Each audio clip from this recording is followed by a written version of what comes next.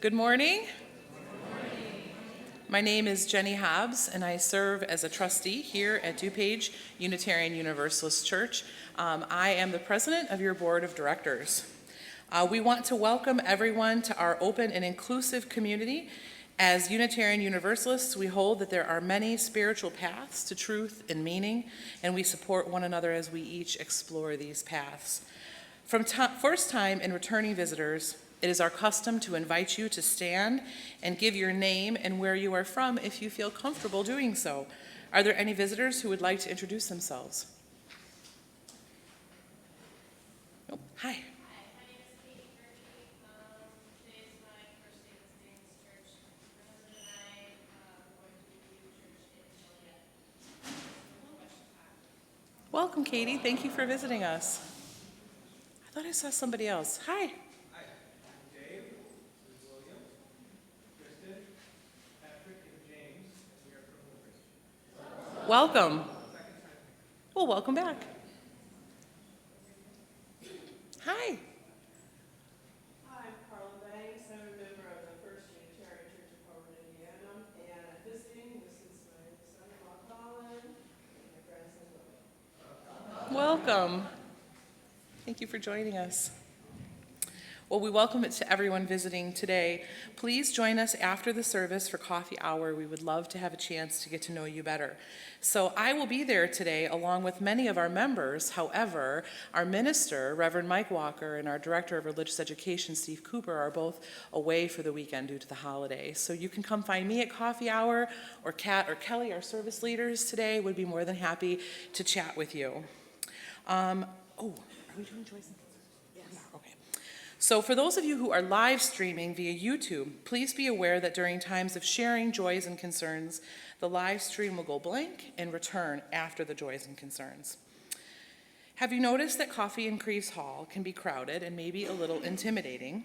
Grab your cup of coffee and come down to the lower annex to meet other visitors and a couple of folks from the Congregational Life Committee that is right down the stairs outside the sanctuary. We can answer questions you might have or get to know each other, so looking forward to seeing you there. Our service can be heard outside the glass doors at the back of the sanctuary, should anyone feel the need to step out of the service. As we begin our service, please silence all electronic devices. Thank you for joining us this morning.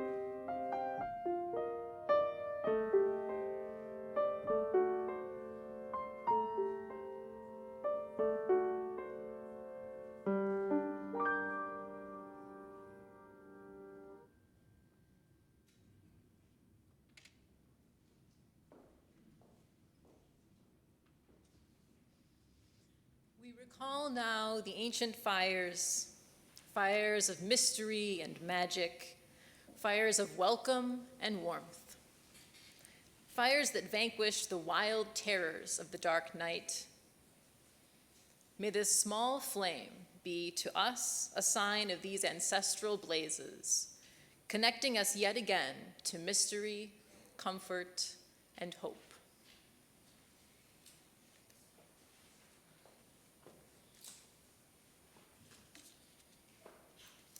Unitarian Universalist minister Andrew Pakala writes, "We arrive here together, travelers on life's journey, seekers of meaning, of love, of healing, of justice, of truth.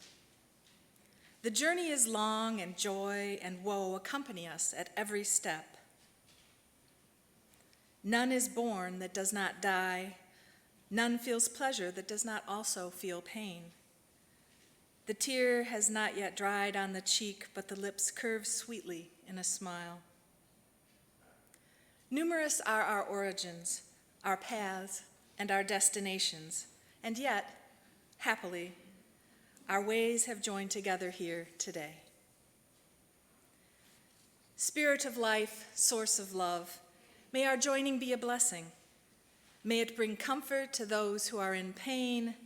May it bring hope to those who despair. May it bring peace to those who tremble in fear. May it bring wisdom and guidance for our journeys. And though this joining may be for just a moment in time, the moment is all we can ever be certain of. May we embrace this and every instant of our lives. The ending of the old year and the beginning of the new are a time of conflicting feelings. We hope to release things we no longer need or really don't want, and we cling to those good times and memories.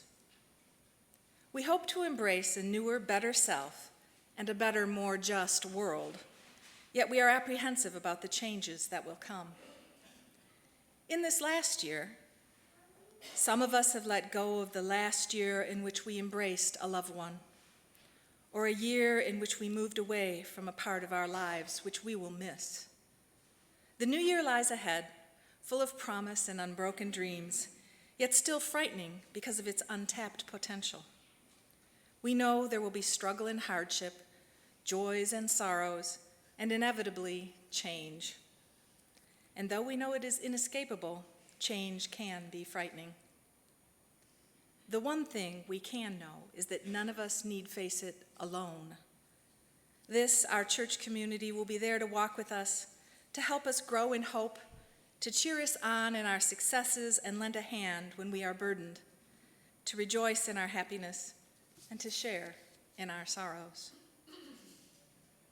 And now it is the time in our service in which we share our joys, that they may be multiplied, and our sorrows, that we may be supported.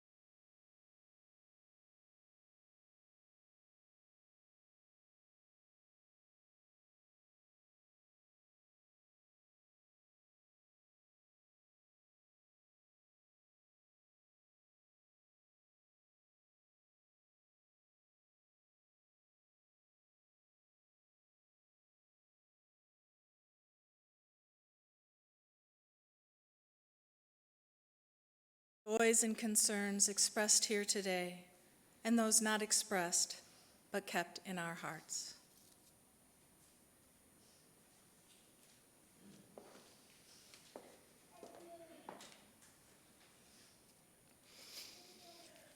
As we approach the ending of the year 2019, we wish to commemorate those who have passed away and to remember how their lives have touched ours. To feel compassion for how deep and yet how fragile and yet how strong are our human bonds. Our ritual this morning will be to name those for remembrance, followed by the chiming of a bell to bring our thoughts again to those we will no longer see but will remember. The first remembrance is for prominent people. There are so many gone this year. I have chosen a few. Javier Amir Rodriguez, Gracie Ann Mulberger, and Stephen Romero, child victims of mass shootings this year, killed while shopping, while going to school, or attending a festival. Also, poet Mary Oliver, writer Toni Morrison, spiritual leader Ram Dass, actor Carol Spinney, the voice of Big Bird, opera singer Jesse Norman, journalist Cokie Roberts, politician Elijah Cummings, and many more. Blessed be these we hold in our heart memory.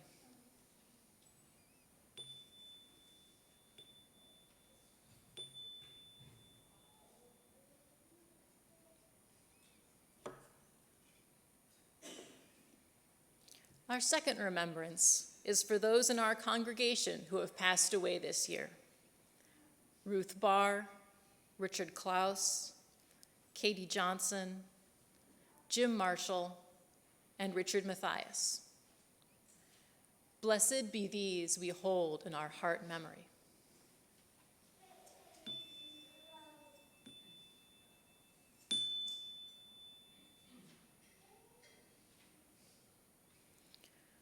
Our third remembrance is for your friends and family and people important to you. Please call out these names that we all might hear and know them. Andrea Fisher. My brother Stephen. Ralph and Denise Bruce. Priscilla Richard. Nancy Harris. George Mondanky. Harry Lewis. Marina Fender. Jackie Baldwin. Jean Clancy.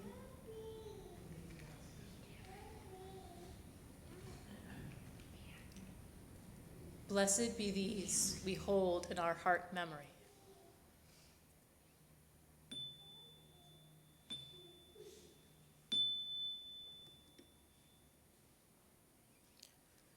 Our fourth remembrance will be for the multitude of people unknown to us, but known in their human circumstance of dying in natural disasters, political upheavals, wars, individual acts of violence, and self-harm. Blessed be these we hold in our heart memory.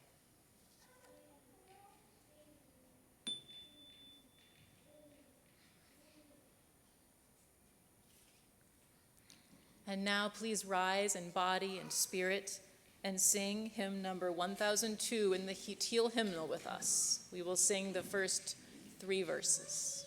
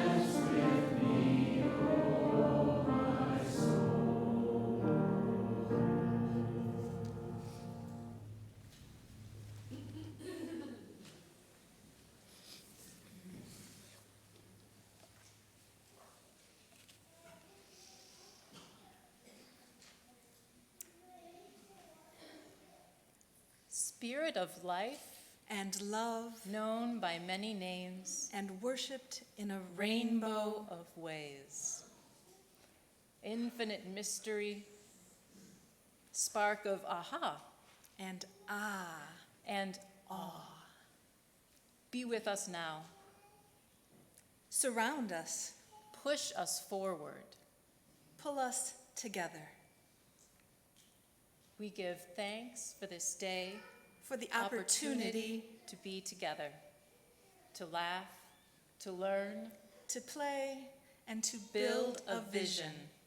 May this time bind us. and set us free. May we know deep in our bones that we are not alone. We call in our elders The rebels, and seekers whose whose shoulders we stand on, we call you in not to rest and to bask in your glow, of bygone days, but to be held accountable to the struggles and challenges and sacrifices. you offered with love. May we love you enough, Love us enough love those yet to come enough, to keep raising the bar of expectations and dreams and possibilities, Give us the courage and conviction to put aside our egos and attachments so universal grace may stream in. We call in the congregation we serve who deserve. our very best. May we Partner partner with them to lay foundations under their exalted dreams. We call in our silent Wise voice within. May we leave space to Deeply hear what is spoken and unspoken.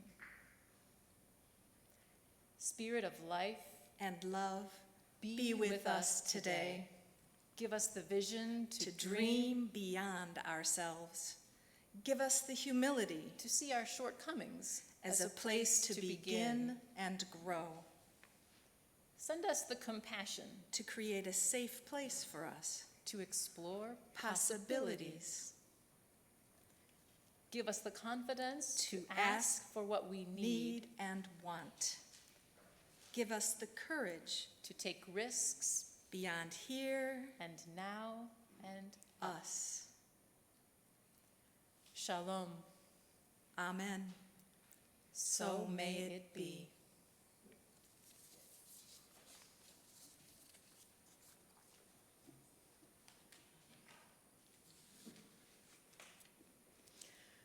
To live in community is to make mistakes.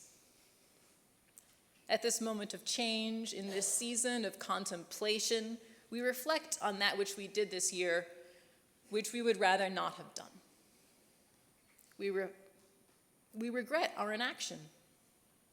We remember with compassion that we are imperfect beings, yet also beings capable of positive change.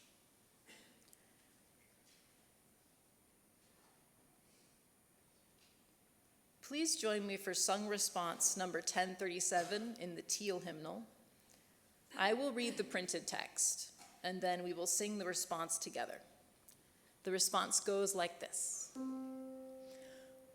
We forgive ourselves and each other. We begin again in love.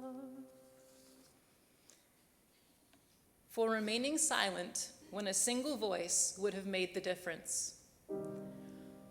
We forgive ourselves and each other. We begin again in love. For each time our fears have made us rigid and inaccessible. We forgive ourselves and each other.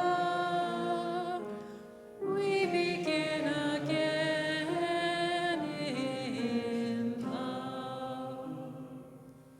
For each time we have struck out in anger without just cause.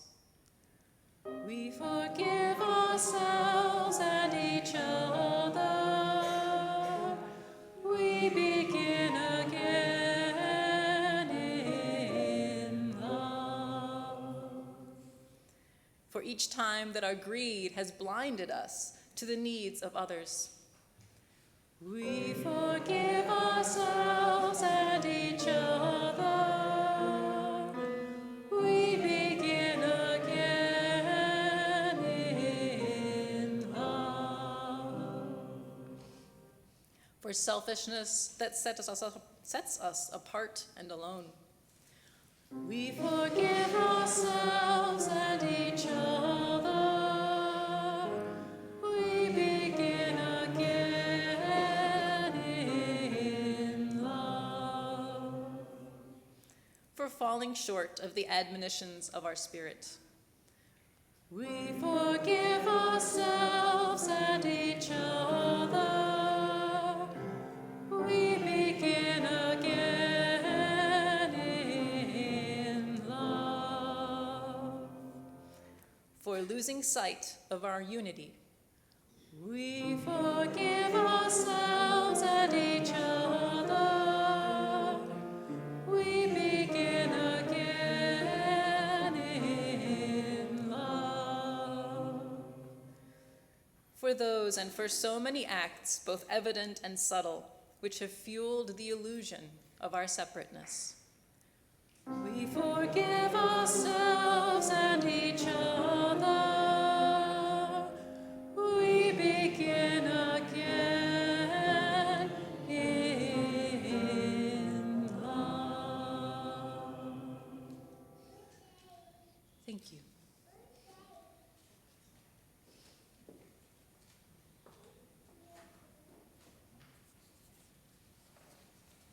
This religious community exists by its mission as a fire exists by burning. But a fire cannot burn without fuel, and it is the time, the energy, the imagination, the vision, the creativity, the compassion, the love, and the financial support of the members and friends of this community that fuels our mission to nurture and sustain a welcoming, inclusive, and diverse liberal religious community that transforms lives and serves the world. Your support, the free and generous support of each of us and every member and friend of this community, is what fuels us and our mission. And without your support, the flame of justice, community, and love cannot burn brightly to warm ourselves and be a beacon in a world threatened by division and fear. The offering for the good of our church will now be taken and gratefully received.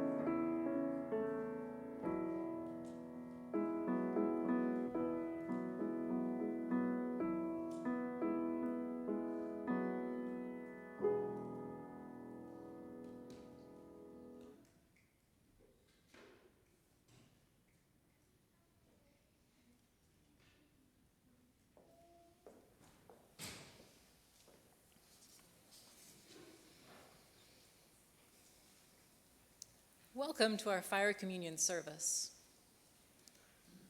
A communion is a coming together, a way for us to become one. It is a reminder of the commitment we have made towards each other and this community.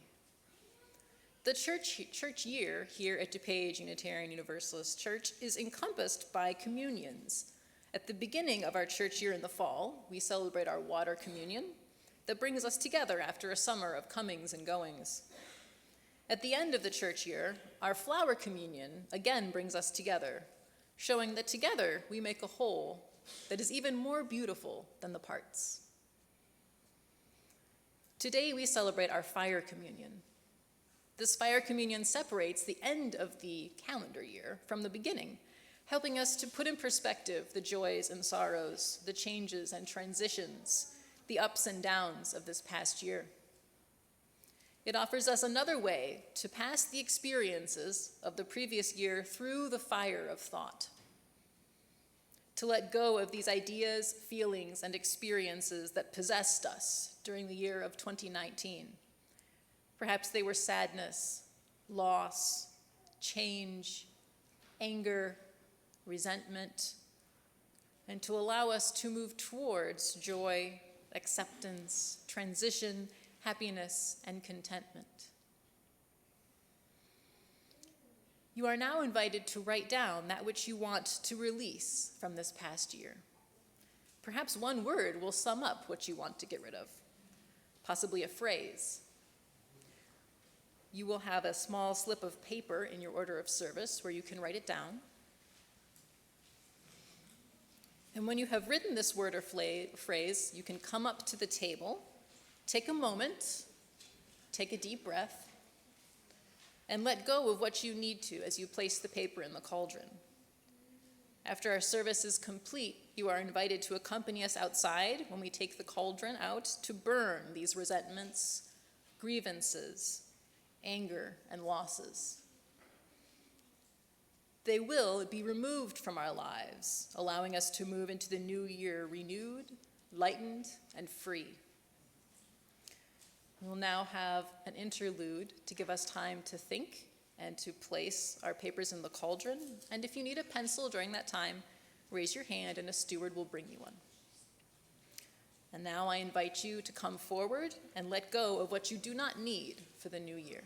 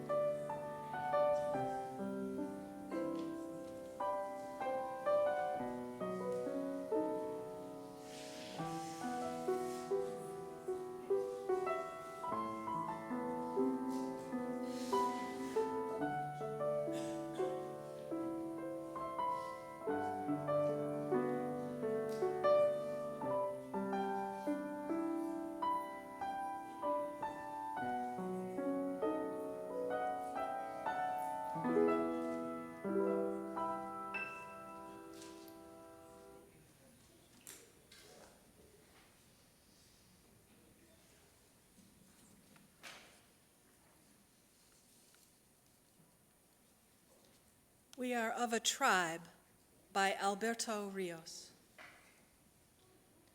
We plant seeds in the ground and dreams in the sky, hoping that someday the roots of one will meet the upstretched limbs of the other. It has not happened yet. We share the sky, all of us, the whole world. Together, we are a tribe of eyes that look upward, even as we stand on uncertain ground. The earth beneath us moves, quiet and wild, its boundaries shifting, its muscles wavering. The dream of sky is indifferent to all of this, impervious to borders, fences, reservations. The sky is our common home, the place we all live. There, we are in the world together.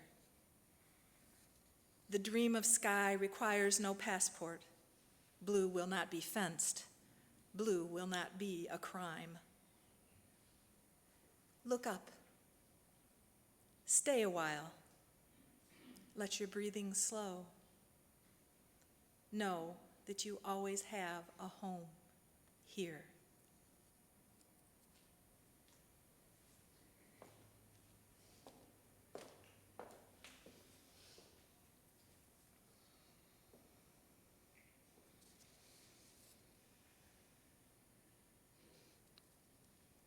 We have arrived here on the border between the death of one year and the birth of another.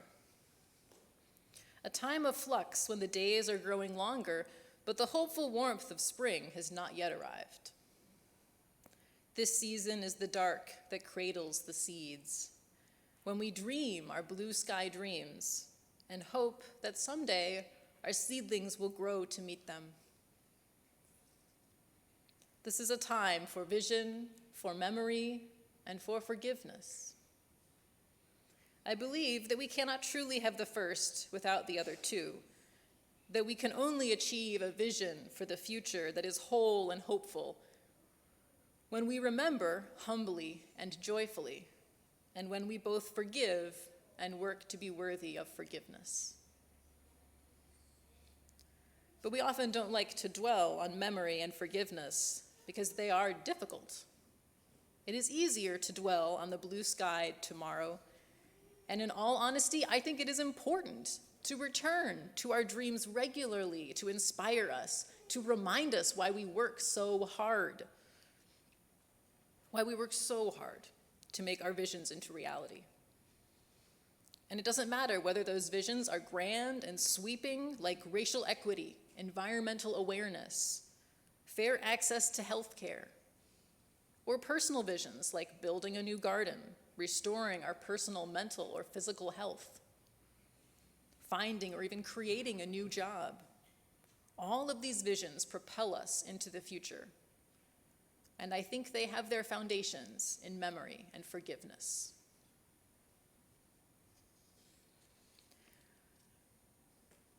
One of my visions for the future is that our country, the United States of America, celebrate a wide diversity of voices and perspectives in our mainstream media. And this may seem like a strange topic for a time of year when we can be so inwardly focused. The dark days do that to us. It is a time of year, as we heard during Joys and Concerns, when so often we are called back or even called forward into the present with difficult, heart-wrenching events in our lives. Amidst a season of joy and light, it can be a very difficult time for many of us. And I don't mean to bring up this topic as a sort of competition that we feel competition between our personal struggles, our personal trauma, our personal pain.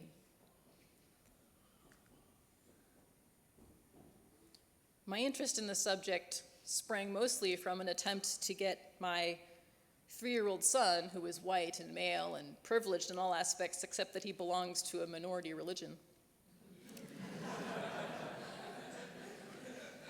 which is difficult because if it doesn't have a truck, he's not that into it. Yeah, I'm working on it. I should write one, right? So my interest in this subject did not spring mainly from my own need, as I am a quite privileged person. And I want to be clear on that. There are many others in our country, people of color, people with disabilities, people who are genderqueer, people who are many of those things, people who are poor, people who are homeless, people who are transgender, people of worth and dignity who do not happen to be white and cisgender male and Anglo-Saxon and Protestant. Many of them pursue this vision because they need to see themselves normalized in our social milieu, and their needs are honestly much more important than mine. And I want to put that out up front. And I also want to mention that I'm discussing it not as a way, as I said earlier, not as a way to compete with our own personal pain. I think that that's an experience that many white people have when racism discussion comes up. I bring it up as an example. There's a quote, I'm going off script here, but there's a quote from the women's circle that I belong to. We get a monthly packet of quotes that are related to the monthly theme. And last month, I don't remember the exact wording of the quote, but essentially the author was saying, what would happen if for a moment the whole world was aware of all the experiences of every other person, all the suffering, all the pain, all the joy, all of the anger? Would not that moment of unity inspire everyone to complete compassion and unity? And I think that as human beings, we're often at our best when we're going through a challenging time and we can find someone else to help. It reminds us that it's okay to be helped, which is something that's hard for me to remember, and it's hard for me to forgive myself sometimes for being helped, but that's my own process. I think that what we need to do is tell stories, our own stories, the stories of other people who are rarely heard from. To be fully human, we need to learn the experiences of others and appreciate their joy and have compassion for their suffering, just as we need to be affirmed as worthy in ourselves. We need both windows and mirrors. The stories we tell and the stories that we hear matter greatly. The stories that we hear, we end up listening to. The stories that we listen to, we often repeat to someone else. The stories that we repeat, we value. And the stories that we value become our vision of the future. This is why memory is so important to vision, and not just in the sense of that old adage, those who don't remember history are doomed to repeat it. History does not exist merely as two groups of events, things to be repeated and things to be avoided. It is a finely woven tapestry of a million tiny acts of evil and large acts of good. And large acts of evil and tiny acts of good, and we cannot simply pluck out the elements that we like and leave the rest behind. We must remember all of them to the very best of our ability and carry them with us as we weave the future. I rarely noticed racial injustice as a child, which is odd, because looking back, I suspect that I encountered quite a bit of it, not directed towards myself, but directed towards other people. Just as a tiny example, I reread the Laura Ingalls Wilder books last year as a pastime when I couldn't sleep. And I experienced a lot of white suburban nostalgia for the days when people made their own candles on land that our government stole from the Native Americans. While rereading it, amongst all of my fond childhood memories of these books, I stumbled upon, and I am not making this up, the author's memory of her father participating in a minstrel show in blackface. I was horrified, and mostly I was horrified that I didn't remember ever reading this. I don't remember ever being bothered by it. I read that book so many times as a child. And I knew that if I had not grown up white, I would have remembered it. It was a failure of memory. I forgot it because it made me uncomfortable. And so much of our history is like that scene in Little Town on the Prairie, real and terrible and hidden from view. It's like a separate history of the same country, the same story told from different and more enriching perspectives.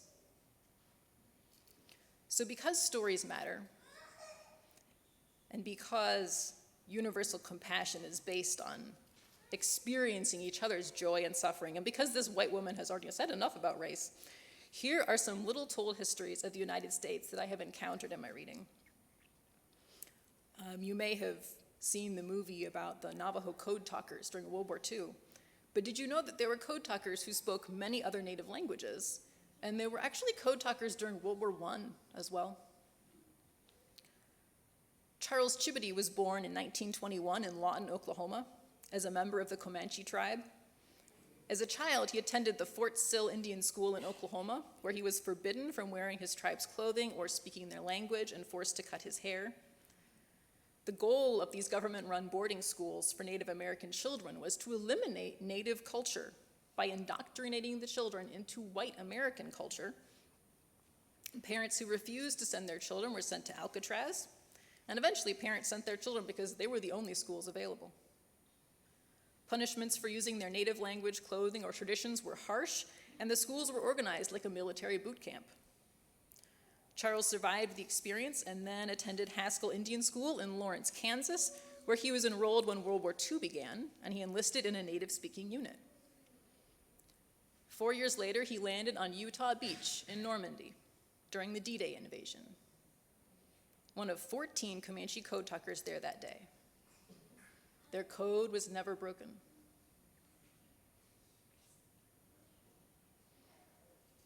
Ida B. Wells was born on July 16, 1862, in Holly Springs, Mississippi. Though born during slavery, she attended Rust College during Reconstruction and later became a teacher to support her siblings after her parents' deaths from yellow fever. She also began work in journalism, and then after one of her friends was lynched, she turned her attention to combating lynchings, butting heads with prominent white women in the suffrage movement who refused to denounce the acts of lynching.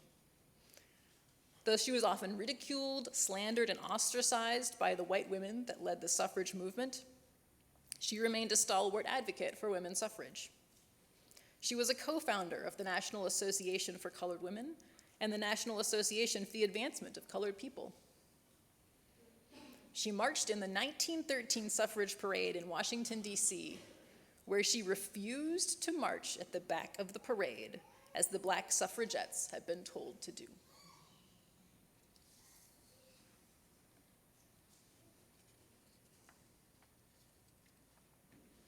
These stories inspire me to have a new vision of our country at a time when I think we have many competing visions of our country, as a place where white colonizers, convinced of their own superiority, committed terrible acts of violence against communities of color who refused to disappear.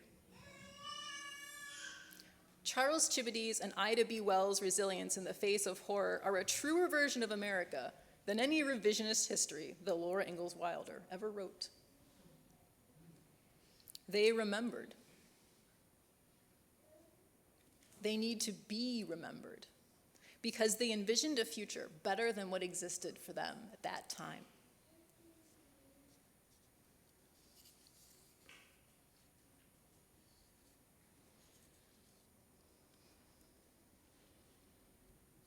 What I'm not sure about is what they forgave, whether individuals in their lives or the government or society as a whole. I'm not sure about what they forgave for the oppression they experienced. This detail may be lost to the mists of history. I do know that in order to lift up their stories as an important piece of the history of our nation, we must forgive ourselves.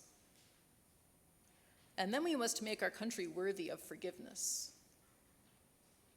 These are incredibly difficult tasks, the tasks of lifetimes and generations. For to seek forgiveness in any personal relationship or in a societal relationship is to experience true remorse, not to self-flagellate and bemoan the world, but to truly regret what happened, to realize why it was wrong, and to seek to heal the harm that we or our society caused.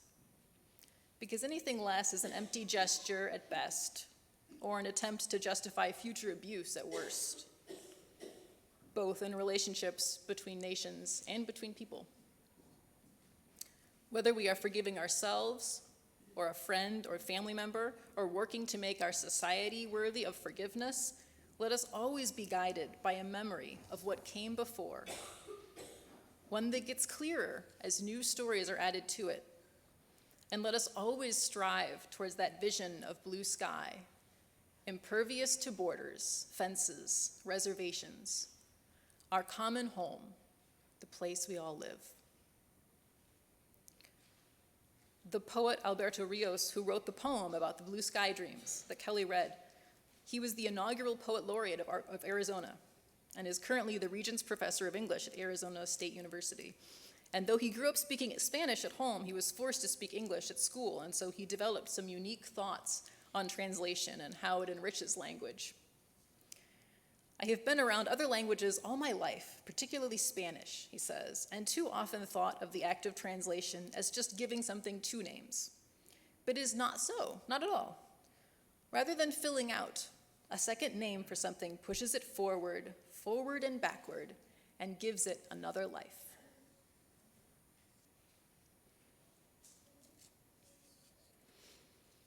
And so, as you light your candle to envision the future during the next portion of our service, please also remember what you decided to leave behind from this year, what you have written down and we will burn when the service ends.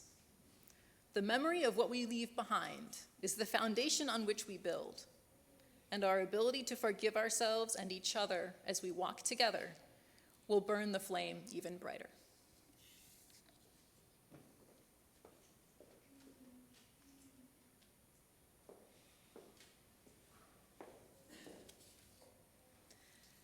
During the next reading and following chant, visualize what you want to accomplish in the coming year: renewing a friendship, learning a new skill, dedicating your talents to a passion or dream, supporting a loved one, building a community, creating a work of art.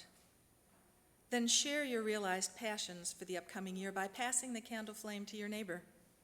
Feel our joined dreams surround all of us as we are encircled by the flames of our commitment. When passing your flame, please bring the unlit candle to the lit candle to minimize any dripping onto chairs or the floor. And when the chant is over, you may carefully blow out your candle. When a fire burns, it simultaneously destroys and creates. The wood or coal or paper is consumed and can never be reformed again from its ashes. But this destruction is necessary to create light and heat. Light to show us multiple paths, and heat to warm a room, to melt metal in a crucible so that we may mold it, to melt glass so that we can shape it. Our lives are a roaring fire, continuously consuming our past and present to fuel our visions of the future. What will you dream today? What will you find the courage to do?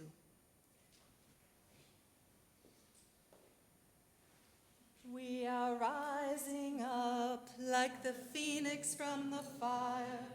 Brothers and sisters, spread your wings and fly. We are rising up like the phoenix from the fire. Brothers and sisters, spread your wings and fly. We are rising up. We are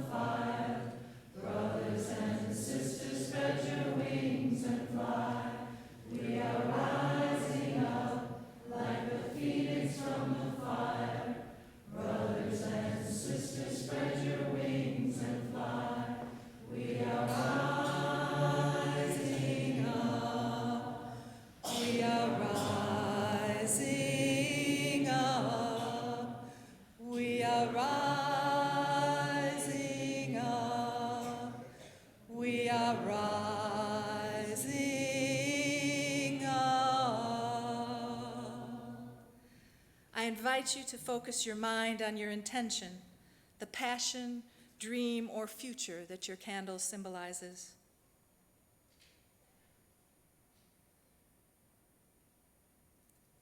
We now extinguish these candles, but not their spirit. May they warm and light our journeys. May we walk together, our hearts lighted by this inner flame.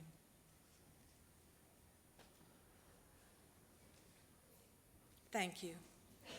Please hold on to your candle, and when you leave at the end of our service, place it in the baskets that the stewards will be holding as you exit. In the words of the pagan tradition, our circle is now open, yet unbroken. As we extinguish our flaming chalice, the symbol of our time together, please join me in singing hymn number 1028, The Fire of Commitment, from our Teal hymnal.